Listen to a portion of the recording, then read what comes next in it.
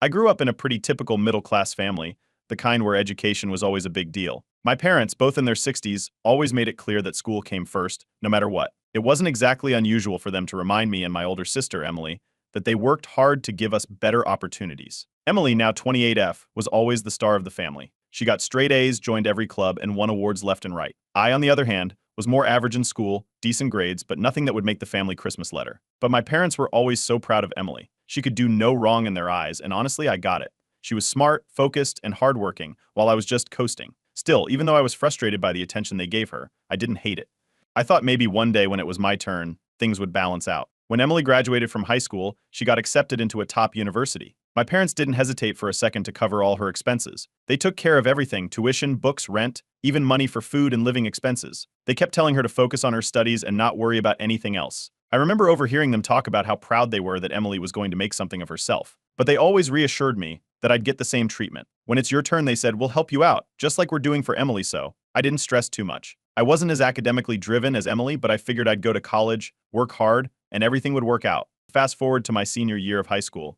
I got accepted to a pretty reputable school. Not Ivy League or anything, but good enough that I was proud of it. I was excited, knowing I'd be able to start fresh and maybe finally catch up to Emily's level of success. The only thing left was to sit down with my parents and go over the financial stuff, which I wasn't too worried about. After all, they had always promised to help, just like they did for my sister. That's when everything changed. When we sat down to talk, my dad started hinting that their financial situation had become strained in recent years. He mentioned that after covering Emily's college expenses, they had taken out a second mortgage, and things had only gotten tighter since then. They couldn't really afford to help me the same way they had helped Emily. At first, I thought they were just exaggerating, but the more we talked, the clearer it became. There was no money left. They had spent so much on Emily's education that there was nothing left for me. I felt like someone had pulled the rug out from under me. They had promised for years that they'd cover my college expenses, and now they were backing out at the last minute. The worst part was how vague their excuses were. My dad kept saying things like, life's unpredictable, and my mom mentioned something about assuming I'd get more scholarships. But there I was, with only a partial scholarship that barely covered anything. It wasn't enough. I tried to keep calm and ask for more details. How could this have happened? How had they not planned for both their kids to go to college? But the more I pressed, the more defensive they got. My dad started saying things like, we helped Emily because she needed it more. That stung. What did he mean by that? Did he think I didn't deserve the same support? At first, I thought maybe Emily would understand. She knew our parents had covered all her expenses, and I assumed she'd feel at least a little bad about my situation. But when I brought it up to her, she brushed it off. You'll figure it out, she said. I'm sure you can handle it. That was all she had to say about it. No sympathy, no offers to help, just indifference. With no other options, I had to take out student loans. It felt like a slap in the face, especially since my parents had always said they'd help me avoid debt. I started working 2 part-time jobs just to cover my rent and food. It wasn't long before the stress started piling up. My grades slipped, and I could barely focus on school while juggling work and bills. Meanwhile, Emily had graduated and landed a high-paying job straight out of college. She was thriving, and my parents couldn't stop talking about how proud they were. Every time they mentioned her success, it was like rubbing salt in the wound. The tension at home only got worse. Every time I brought up my frustrations, my parents brushed it off or changed the subject. They'd remind me how much they had done for Emily, like that somehow excused leaving me out in the cold. One night, after a particularly heated argument, my dad flat out told me, "You're an adult now. Figure it out." Like everyone else, it felt like the final nail in the coffin. I tried to focus on school and keep pushing forward, but the resentment kept building. Every conversation with my parents was filled with awkward silences and tension. I started to wonder if there was more to the story. How had they run out of money so quickly? Why was Emily always their priority, no matter what? It wasn't just about the money anymore. It was about being treated like I didn't matter as much as Emily. That feeling started to poison every interaction we had, and I couldn't shake the sense that my relationship with my parents was broken in a way that might never be fixed. Update 1. I came home for Thanksgiving after my first semester, and I could feel the tension before I even stepped inside the door. My mom greeted me with the usual warmth, but it felt off, like she was just going through the motions. My dad gave me a quick nod from the living room, barely looking up from the TV. It was clear they weren't too interested in hearing how school was going, though they asked out of obligation. I told them it was fine, but the truth was, it had been anything but. Balancing 2 part-time jobs in school was grinding me down, and my grades were already starting to slip. As we sat down for dinner, Emily casually started talking about how much easier things were for her now that she was working full-time. She was already saving money and had just made a down payment on a new car. My parents beamed with pride, and I just sat there picking at my food.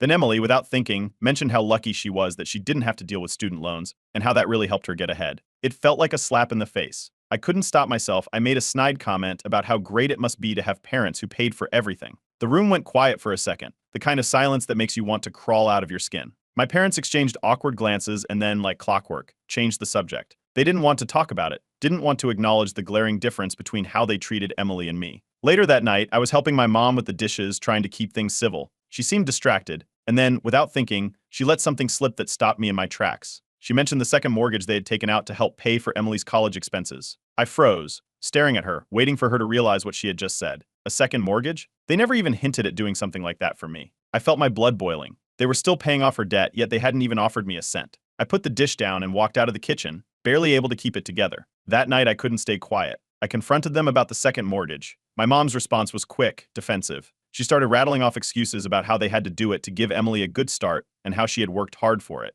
My dad sat there in silence, like he always did when things got uncomfortable. It was like talking to a brick wall. No matter what I said, they had their justifications lined up, and nothing I could say would change that. Feeling completely unheard, I turned to social media. I posted a vague status about family betrayal, not naming names but letting out some of the anger that had been building up. Almost immediately, my friends started commenting, offering support and telling me I wasn't alone. But it wasn't long before Emily messaged me, calling me out for airing our dirty laundry online. She wasn't happy, and she made it clear that I was being immature and ungrateful. She kept saying our parents had sacrificed a lot for both of us, even though I hadn't seen any of that sacrifice on my end. The reality of my situation hit me hard that week. The part-time jobs I was working weren't enough to cover my expenses. I had started selling some of my personal stuff, my guitar, some old video games, just to make rent. It wasn't even close to what I needed, but it was all I could do to keep my head above water. A few days later, I tried one more time to talk to my parents. I thought maybe if we had a calmer conversation, I could make them see how unfair this was, but it was useless. My mom shrugged it off with a simple, "Life isn't fair." My dad, once again, stayed quiet. It was like they had completely washed their hands of the situation, leaving me to fend for myself.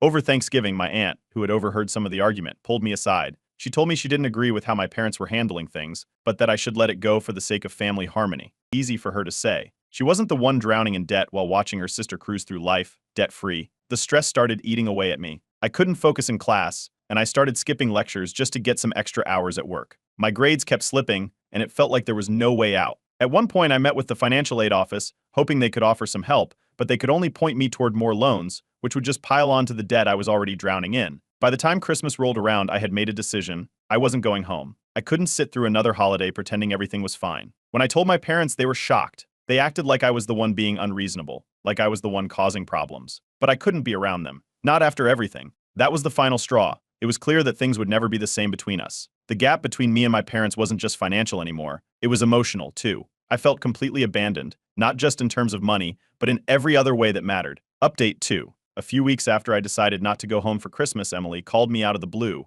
I hadn't spoken to her since Thanksgiving, and honestly, I wasn't expecting much from the conversation. Still, I answered. She went on about how she had noticed that I was pulling away from the family. She made it sound like I was the one causing all the tension, and it was my responsibility to smooth things over. It wasn't just that, though. She kept saying our parents did the best they could, and that I needed to stop acting entitled. She reminded me how hard they worked to put her through school, as if that somehow justified leaving me to fend for myself. That was it. I couldn't hold back any longer. I snapped, telling her that this wasn't just about money, it was about the blatant favoritism. Our parents had broken their promises to me, leaving me buried in debt, while she sailed through college without having to worry about a thing. I accused her of being willfully blind to how unfairly I'd been treated. Instead of understanding or even acknowledging my perspective, Emily brushed it off. She called me bitter and jealous, like that's all this was about. Then she hung up. If I felt alienated before, that conversation sealed the deal. It was clear that Emily would never see things from my side. After that call, I threw myself into work. I picked up as many extra shifts as I could, trying to keep up with rent and school expenses. But it was becoming impossible.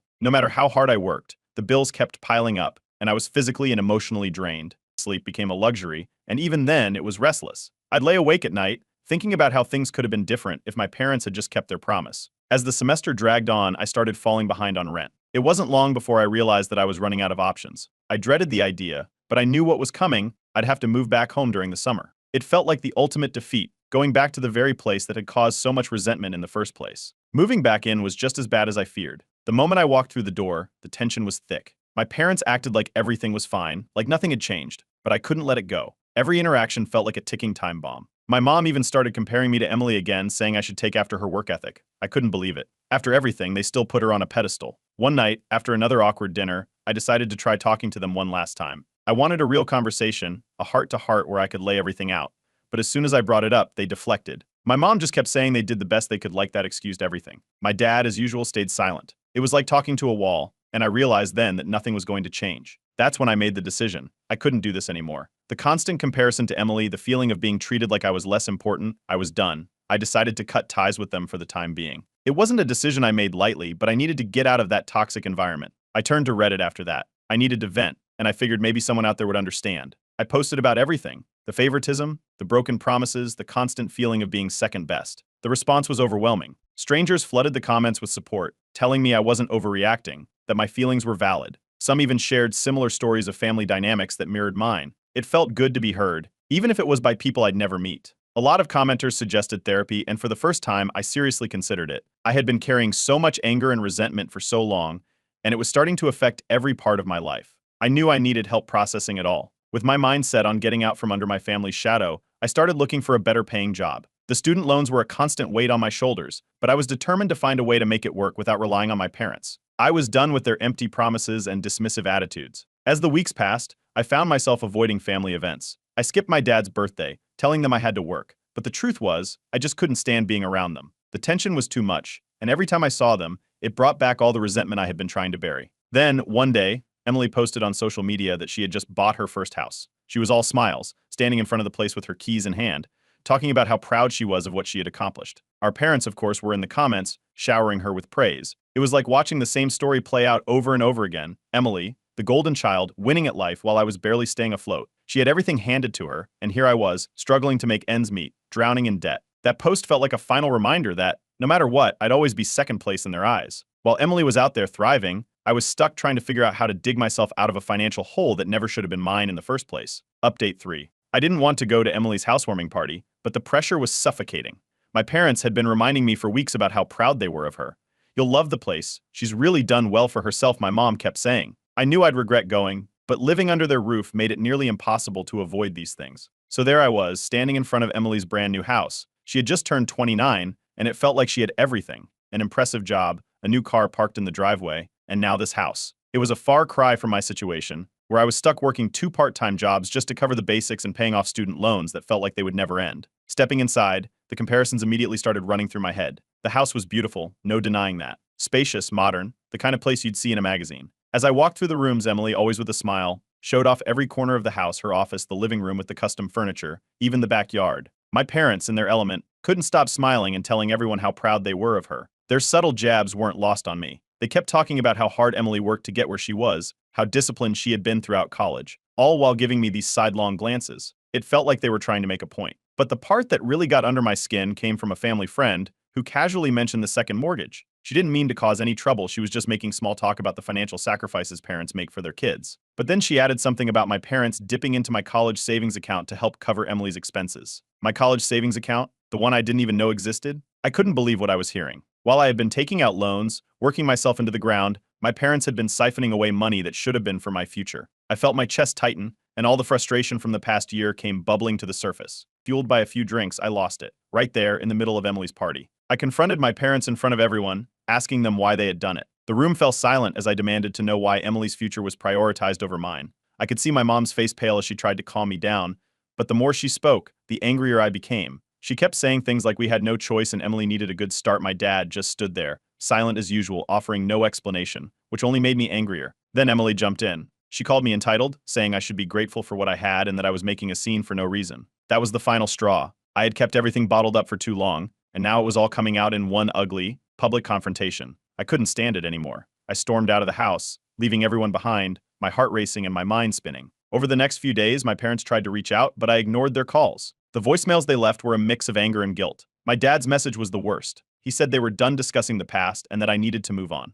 Move on? How could I move on when I felt like my entire life had been undermined by the very people who were supposed to support me? In the haze of all this, I turned to Reddit again. I updated the thread I had started after Thanksgiving, explaining the full story of what had happened at the party. To my surprise, the post blew up. Thousands of people commented, sharing their own experiences with family favoritism and financial betrayal. Reading through the responses, I realized I wasn't alone. There were so many people who had gone through similar situations, and their support gave me a sense of validation I hadn't felt in a long time. One thing kept coming up in the comments: therapy. People were urging me to get help, to talk to someone who could help me process everything. After sitting on the idea for a few days, I decided to give it a shot. I booked my first session, and, for the first time in a long time, felt like I was taking a step toward healing. But cutting off my family was harder than I expected. My parents kept trying to reach out, and when I didn't respond, Emily messaged me. She wasn't reaching out to apologize, though. She was just accusing me of being dramatic, saying I needed to get over myself. That solidified my decision to cut ties for good. I blocked their numbers, knowing that I needed space to heal without their constant presence dragging me back into the past.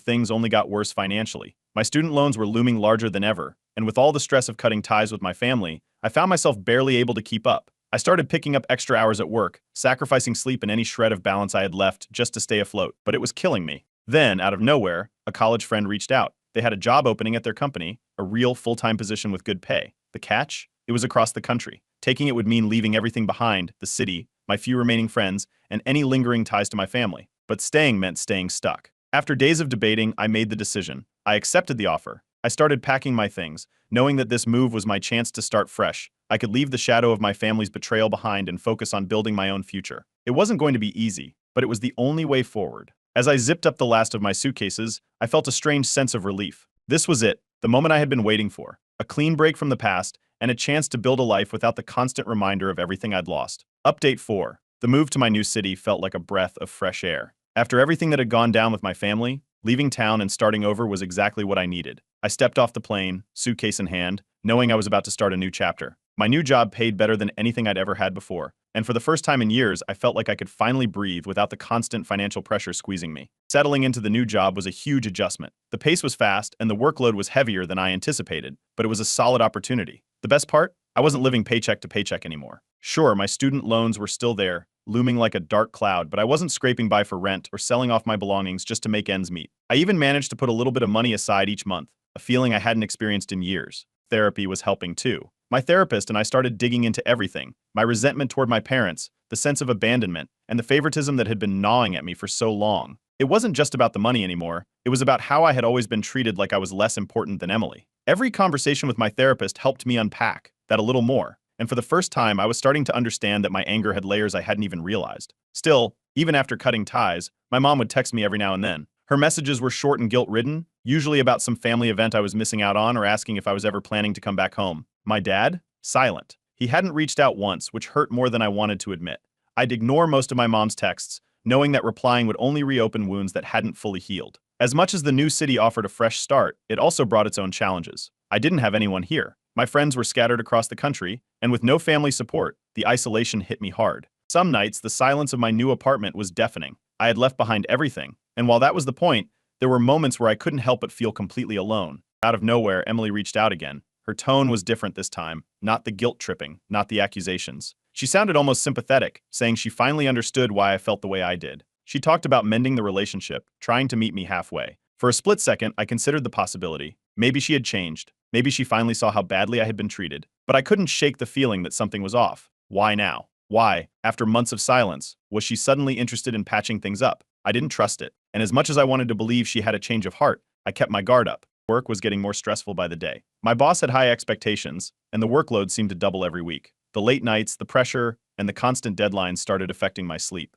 I'd wake up in the middle of the night, heart racing, unable to shake the anxiety that seemed to hang over everything. Between the financial stress, the family drama, and the demands of the job, I started having headaches almost daily, and even had a couple of panic attacks. I brought it up in therapy, and my therapist gave me the best advice I'd heard in a while: create boundaries. Not just with my family, but with work too. I had been carrying the weight of everyone's expectations for so long, my parents, my sisters, and even my own, that I was suffocating under it. It was time to let some of that go. And then the truth came out. During one of our conversations, Emily let slip the real reason she reached out. Our parents were struggling financially. I learned that my dad had lost his job recently, which had made their already tight finances even worse. They were still paying off the second mortgage they took out for Emily's college expenses, and now, without his income, they were struggling more than ever. She hinted, not so subtly, that I should think about helping out. It was almost laughable. After everything, they expected me to bail them out? For the first time in my life, I stood my ground. I told Emily I wasn't going to be their safety net. After how they treated me, how they left me drowning in student loans while they funneled everything into her, I wasn't about to start handing over money. I reminded her that I was still dealing with my own debt, and I had my own future to worry about. That's when Emily's sympathy vanished. She accused me of being selfish and ungrateful, and said I was turning my back on the family. I didn't care anymore. The guilt trips, the manipulation, it wasn't going to work on me. I had made my decision, and I wasn't backing down. That conversation was the final straw. It hit me then that Emily had always been an extension of our parents' favoritism. Even in trying to mend the relationship, she was pushing their agenda. I blocked her number, cutting ties with both her and my parents for good. Now, standing on the other side of it all, I feel lighter. I'm not financially stable yet, and there's still a long way to go before I'm truly debt-free, but I'm finally free from the weight of my family's expectations. I'm living life on my own terms, for the first time in what feels like forever. And that, more than anything, is worth everything. Update 5. Months passed without a word from my family. It was the longest stretch of silence I had ever experienced, and in a way, it was peaceful. I was focused on my new job, slowly finding my footing, and for the first time, I felt like I had moved on. The weight of my family's expectations no longer hung over me. Then, out of nowhere, I received a letter. It wasn't from Emily or my parents, it was from their lawyer. I stared at the envelope for a while, debating whether to even open it. Part of me knew whatever was inside wouldn't be good. When I finally tore it open, it was worse than I could have imagined. The letter was about my parents' estate. I read it over, my heart sinking with every line. Apparently, my parents had set up a will, but the bulk of the estate was being left to Emily. There was a mention of me, but what I stood to inherit was just a fraction of what Emily was set to receive. It felt like a final, cruel confirmation of what I had known all along. Even in death, I was second place. I sat there in disbelief. After everything, after cutting ties, after all the years of favoritism, they still couldn't treat us equally. The rage that followed was overwhelming. I couldn't understand why they even bothered including me in the will at all, if this was how they were going to divide things. It felt like one last jab, one last reminder that Emily was their golden child. The next day, I brought it up in therapy. I hadn't had an outburst like this in months, but all the anger came rushing back. My therapist, calm as ever, helped me see that this was just another manifestation of their favoritism. It wasn't about the money, it was about the years of being treated like I didn't matter. As hard as it was to process, I realized that fighting over the inheritance wouldn't change anything. Still, I needed an outlet, so I turned to Reddit again. I posted about the latest betrayal, explaining how even in their will, my parents had chosen Emily over me. The response was overwhelming. The post blew up, hitting the front page with thousands of upvotes. People shared their own stories of inheritance favoritism, of being overlooked by their families. It felt strangely validating, seeing so many others who understood exactly what I was going through. A few days later, I consulted a lawyer just to see if there was anything I could do about the will. He explained that while I could contest it, the process would be long, expensive, and there was no guarantee of success. I left his office feeling drained, knowing deep down that fighting over the money wasn't worth it. After thinking it over, I made my decision. I wasn't going to contest the will. I didn't want to be tied to my parents' legacy anymore, not after everything they had put me through. Instead, I resolved to build my own future, free from their control. It was time to let go, for good. Hi, my name is Matt. I'm 32 years old and work as a net professional. 3 years ago, I bought my first house. It was a moment I'll never forget, standing there with the keys in my hand, looking at the house that represented all the late nights, skipped vacations, and hard work I'd put in. Growing up in a working-class family that struggled to make ends meet, owning a home was something I'd only dreamed of.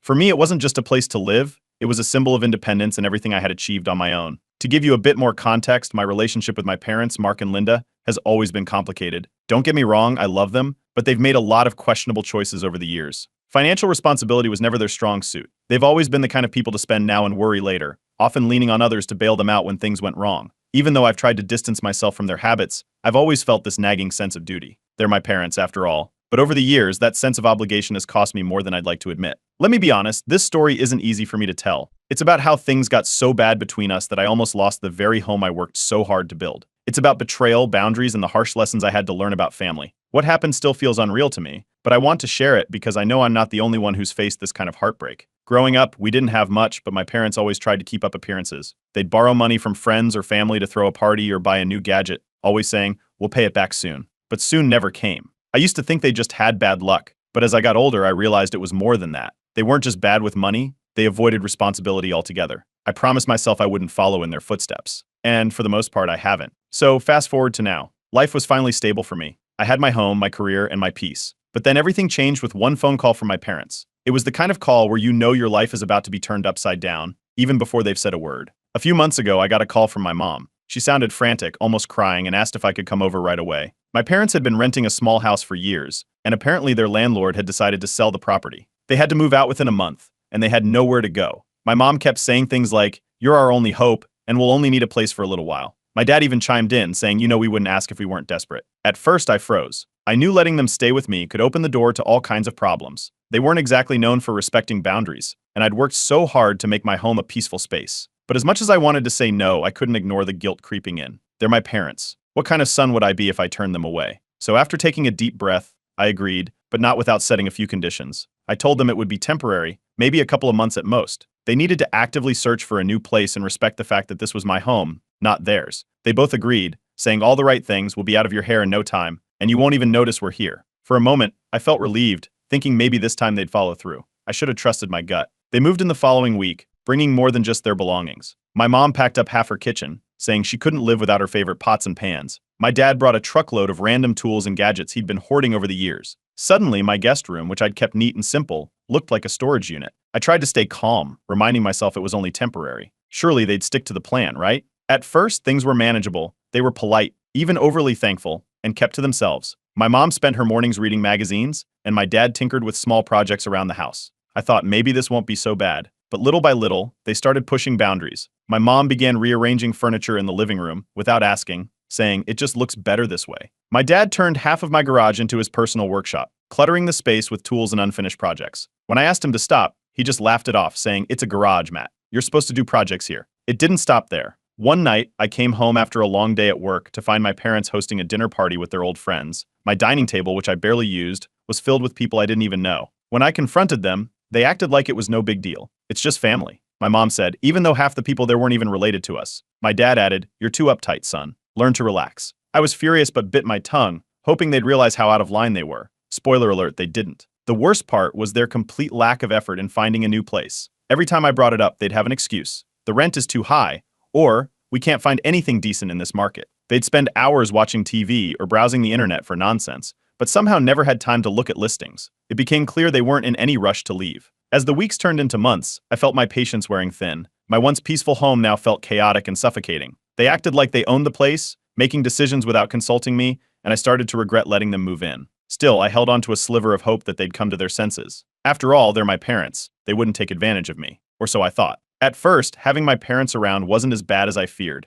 They kept things low-key, and I tried to give them space. My mom helped with cooking sometimes, and my dad even fixed a squeaky door that had been bothering me for weeks. It wasn't perfect, but I told myself it was temporary. They seemed grateful to have a roof over their heads, and I wanted to believe they'd keep their word. For a while, it felt like things might actually work out, but that didn't last long. Small issues started popping up, the kind that are easy to overlook at first. My mom rearranged my kitchen cabinets one day while I was at work. "You'll thank me later," she said with a smile when I came home. "It's more organized now," except it wasn't. I couldn't find anything, and when I asked her to put things back the way they were, she just waved me off. "You'll get used to it," she said. That was the first sign that they didn't quite see my house as my house. Things escalated quickly from there. My dad decided to turn the garage into his personal workshop. I had barely enough space to park my car as it was, but now it was filled with tools, scraps of wood, and half-finished projects. "You weren't even using this space," he said when I confronted him. "Might as well put it to good use." It didn't matter that I'd told him to keep his stuff in the guest room. The garage was apparently his domain now. One evening, I came home to find a group of strangers in my living room. My parents had invited some friends over for dinner without telling me. My dining table was covered in food and drinks, and people I'd never met were sitting on my couch, laughing and chatting like they owned the place. I pulled my mom aside and asked why she hadn't told me about the party. "It's just a few friends," she said, brushing it off. "You don't mind, do you?" I did mind, but I didn't want to cause a scene in front of her guests, so I let it go. Looking back, I wish I hadn't. The excuses started piling up when I asked about their progress in finding a new place. My mom complained about rising rents, saying everything was too expensive. My dad grumbled about how landlords didn't trust older tenants. "We're looking," they'd say, but I never saw them make any real effort. Instead, they spent their days watching TV, browsing the internet, or chatting on the phone. It was becoming clear that they had no intention of leaving anytime soon. I tried to have a serious talk with them about it, but they always found a way to deflect. "We just need a little more time," my mom would say, looking at me with those guilt-inducing eyes. My dad would chime in, saying, "We're your parents, Matt. We raised you. The least you can do is help us out for a while." It was hard to argue with them without feeling like a bad son, and they knew it. As the weeks turned into months, I felt my patience wearing thinner and thinner and thinner. My once quiet home now felt like a battleground, with every conversation turning into a subtle power struggle. My parents acted like they were doing me a favor by staying there, while I was starting to feel like a guest in my own house. The worst part was the growing realization that this wasn't going to end on its own. If I wanted my life back, I was going to have to take action, and that thought terrified me. I'll never forget the day I got that envelope in the mail. It looked like a standard letter, nothing out of the ordinary, but when I opened it, my heart stopped. It was an eviction notice. For me. My name was on it, plain as day, and it was telling me I had to vacate my own home. At first, I thought there had to be some kind of mistake. Maybe the city had sent it to the wrong address. But as I read through the details, a horrifying realization hit me. My parents had filed it. I stormed into the living room, holding the letter in my hand. They were sitting on the couch, watching TV like nothing had happened. "What is this?" I asked, my voice shaking. My dad didn't even flinch. He turned to me with this calm, almost smug look and said, "Oh, that. Don't worry about it. It's just a precaution." "A precaution? For what?" He went on to explain that because they'd been living there for more than 6 months, local tenant laws gave them certain rights. "We're just securing our place here," he said casually, like it was no big deal. "You'll thank us later." I couldn't believe what I was hearing. "You're trying to evict me? From my own house?" I shouted. My mom jumped in, trying to sound reasonable. "It's not like that," she said. "We're just making sure we're protected. You know how unpredictable life can be. Protected? They were in my house, living rent-free, and somehow they thought they needed protection from me." The anger bubbling inside me was unlike anything I'd ever felt. "This is betrayal," I said, my voice breaking. "I let you stay here because I wanted to help, and this is how you repay me." My dad's expression hardened. "Betrayal? That's rich?" Coming from someone who would throw his own parents out on the street. He leaned back, arms crossed, and added, "We raised you. We sacrificed for you. And now you can't even let us live here in peace." That's when the shouting started. My mom burst into tears, saying she couldn't believe how ungrateful I was. "We're your parents, Matt.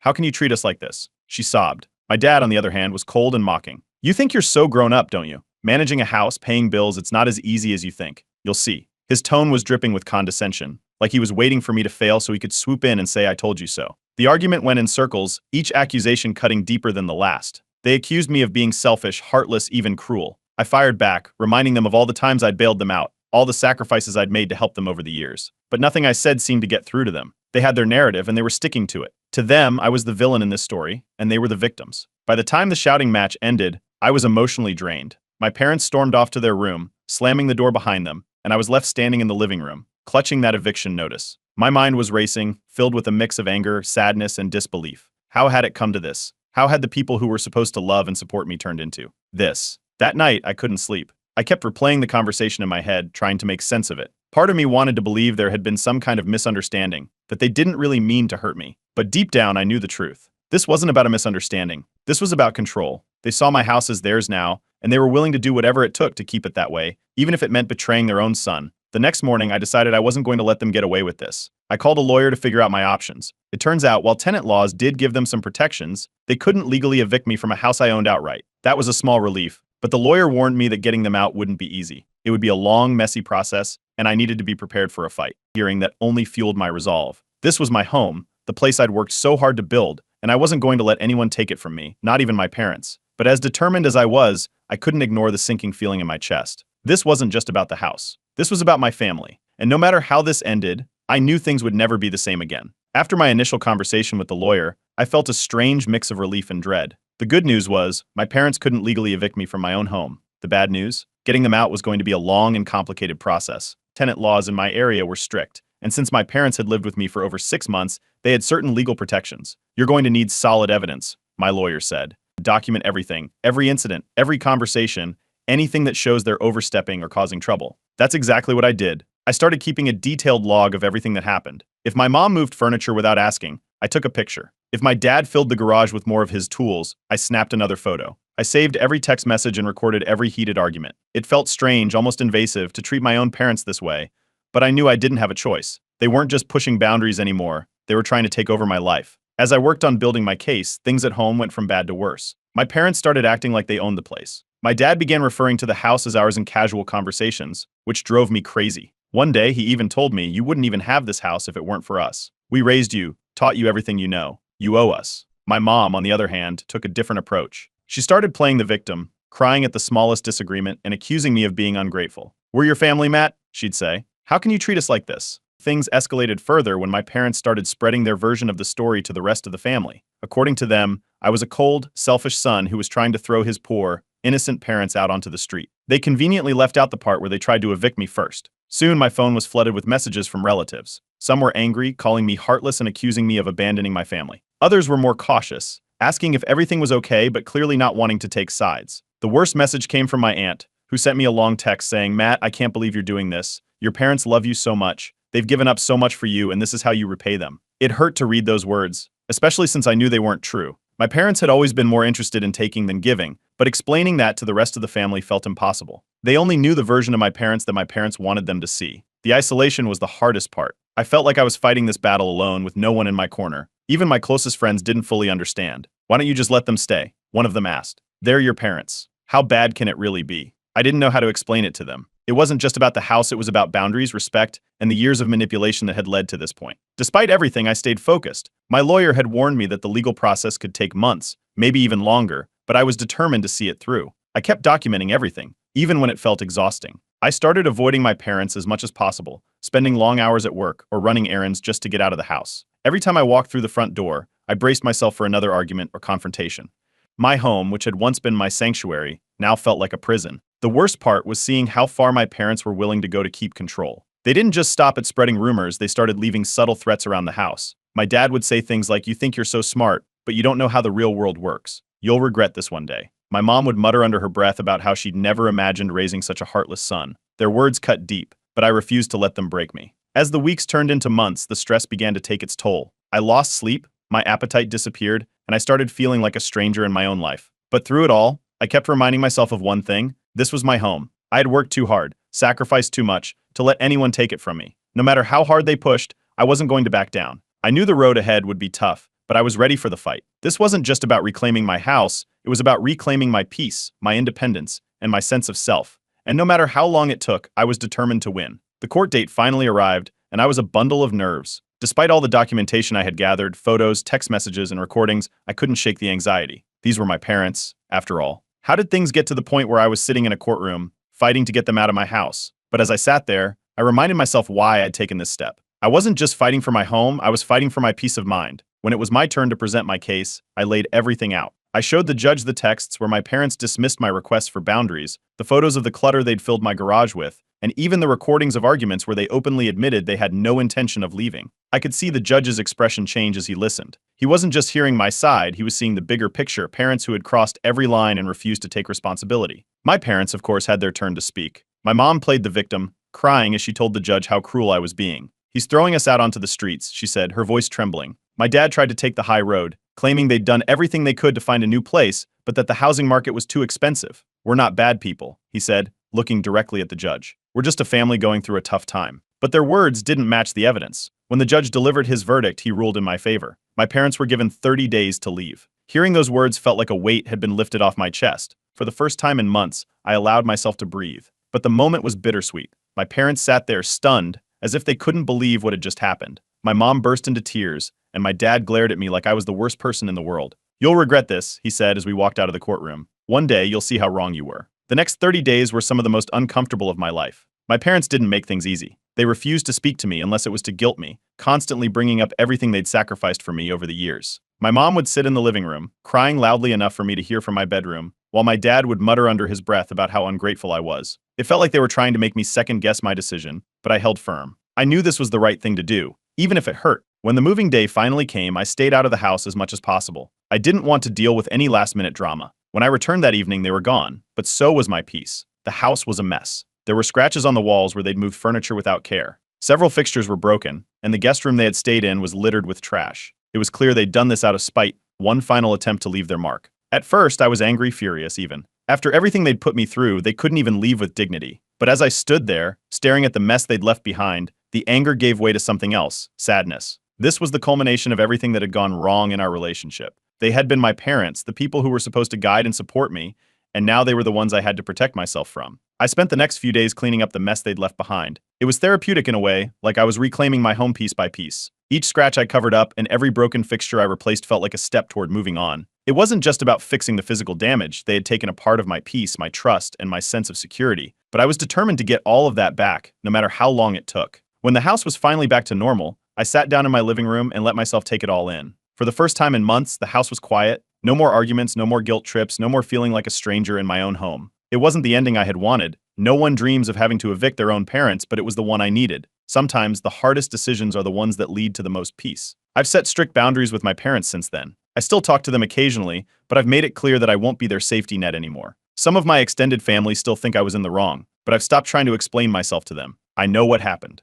I know the truth. And most importantly, I know I did the right thing for me. It's been a long journey, but standing in my home now, I feel something I haven't felt in a long time: peace. With my home finally my own again, I began the process of rebuilding, not just the house, but my sense of peace. The first thing I did was tackle the physical damage. I patched up the scratches on the walls, replaced the broken fixtures, and deep cleaned every room. It was exhausting, but also therapeutic. Every repair felt like I was reclaiming a part of my home that had been lost during those chaotic months. By the end of it, my house looked even better than before, and for the first time in a long while, it actually felt like home again. But repairing the emotional damage wasn't as straightforward. The betrayal from my parents cut deeper than I could have imagined. These were the people who were supposed to love and support me unconditionally, yet they had taken advantage of my kindness and tried to control my life. I spent a lot of time reflecting on everything that had happened, trying to understand how we'd gotten to this point. It wasn't easy, but eventually I realized something important: I couldn't change them. They were who they were, and I had to accept that. What I could change, though, was how I allowed them to affect my life. One of the first steps I took was setting boundaries. I told my parents that while I still cared about them,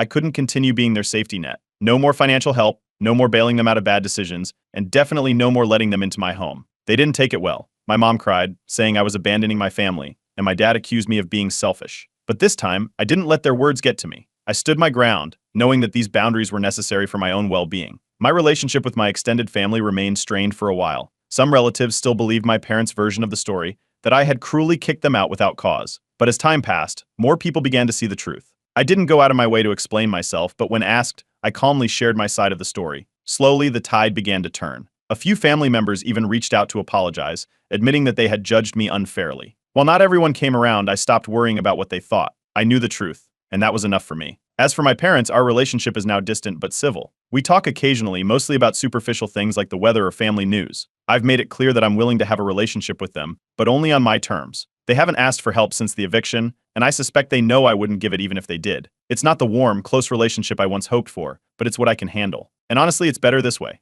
Looking back, the entire experience taught me one of the most important lessons of my life. Sometimes, the people you expect to protect you are the ones you need protection from. Family doesn't give anyone the right to disrespect your boundaries or take advantage of your kindness. It's a hard truth to accept, but standing up for yourself, even against the people you love, is sometimes the only way to find peace. Now, when I walk through my house, I feel a sense of relief and gratitude. This is my space, my sanctuary, and no one can take that away from me again. The road to reclaiming my home wasn't easy. It was filled with arguments, stress, and painful realizations, but it was worth it. For the first time in a long time, I feel like I can breathe again. If there's one thing I want people to take away from my story, it's this. Don't let guilt or obligation stop you from standing up for what's right. Whether it's family, friends, or anyone else, your peace and well-being matter. It's not selfish to protect yourself, it's necessary. Sometimes choosing yourself is the hardest thing to do, but it's also the most important. In the end, I'm proud of myself for making it through. My parents may not understand my decision, and some family members may still hold it against me, but I know I did the right thing. I worked hard for this home, and now it's a place where I can finally feel safe and at peace.